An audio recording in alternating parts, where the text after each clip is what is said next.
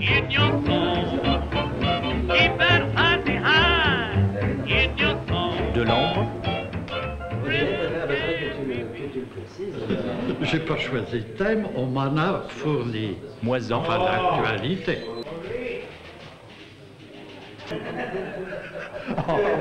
Pancho. Il s'agit de quoi? Camille, tu vas signer aussi, hein? Oui, oui. La lutte anti-alcoolique. C'est drôle. C'est la vie propre. Hein? Tiens, bah écoute, roule les mécaniques un peu. C'est bon, roule les mécaniques. Regarde le monsieur là-bas. Tu crois comme sans frontières, mais avec des limites. Alors là, comment ça se passe? Il y a des papiers qui arrivent vraiment au dernier moment? Ah, des papiers qui arrivent jusqu'à midi et demi, 1h. Monsieur Mitterrand est arrivé le premier dans une longue Cadillac. Quelques instants après, Monsieur Chirac. Le Canard se fait comme un quotidien. C'est le seul quotidien paraissant toutes les semaines. Et c'était une définition du père Maréchal déjà. Cohabitation au Japon. Qu'est-ce qui est écrit? Cohabitation au Japon. Tonton et Chirac ont fait semblant de faire tatami ami. Alors qu'est-ce qui se passe? Dans le groupe. Ça marche toujours la privatisation de la télé? On est en train de répartir les dessins entre les différentes pages d'information. On les répartit en fonction de l'actualité récente et aussi de la dimension du dessin. Alors en principe, tout le monde devrait être là pour les choisir. Michel Gaillard. Mais pour l'instant, je suis tout seul. Le bouclage, c'est vraiment dans une demi-heure maximum. Alors j'en refais un, mais à la grandeur. Là. Il faut que je bouche le trou. Et il faut que je le fasse tel. Ah, c'est petit quoi, alors j'ai pris une plume. Gabu. Et bon, ben revenez dans une demi-heure.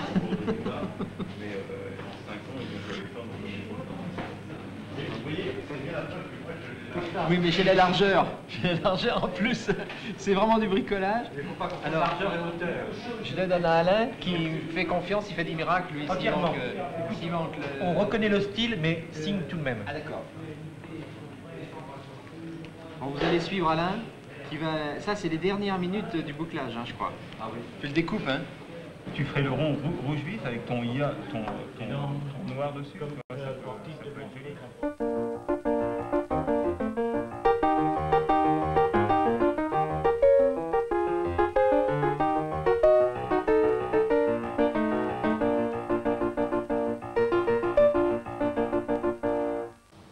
Comment est venu le nom de cette rubrique Calamity Caster?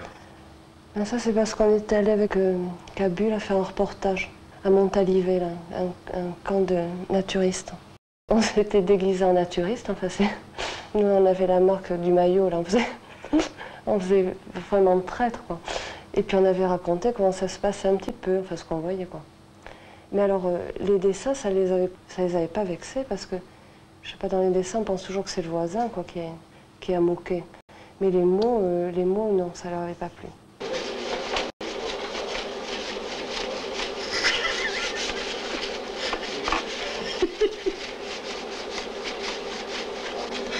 Cabu. On s'amuse avec peu de choses. Alors, Harakiri, on a un numéro ici, avec un beau dessin de Cabu. Ah, un superbe dessin. Charlie Hebdo. On peut le montrer? Ah oui, on va le montrer parce que c'est vraiment splendide. 79. Il pourrait passer dans le Canard, un dessin comme ça? Non. Enfin, cette semaine, il y a un dessin quand même qui est assez culotté pour le Canard. C'est Depardieu. Depardieu et Michel Blanc qui sont au lit. Au sujet de leur film qui s'appelle comment? Qui s'appelle Tenue de jaquette. Tenue de jaquette. J'ai représenté Depardieu avec un truc de Gexfour à la main. Et il y a Michel Blanc qui a 4 pattes, il monte son cul. Et Depardieu dit Gexfour contre le sida. Bon, c'est paru dans le Canard, c'est vrai que c'est peut-être une étape. Roger Fressoz, le directeur, après la mort de Charlie, m'a fait savoir par Kerleroux que si je présentais mes dessins, il les regarderait d'un œil favorable, parce qu'il lisait Charlie Hebdo. Et il a une mémoire terrible. parce que quand je suis arrivé, il m'a parlé d'une page que j'avais faite il y a 10 ans auparavant. C'était un reportage sur Thésée, les curés de gauche et tout ça. Et il m'avait dit, ce qui m'avait plu, c'est que tu n'avais pas été, c'était pas manichéen, il y avait des nuances quand même, tu avais interrogé les gens, tu n'avais pas été paraphrasé. Pas comme si... Mais oui, ils m'en ont voulu, surtout une fois quand j'ai fait des dessins pour une campagne qui s'appelait Un verre ça va, 3 vers, bonjour les dégâts. Là, ils n'ont pas ri du tout. Ils m'ont dit, non, tu te laisses aller à faire des trucs comme ça, démagogiques.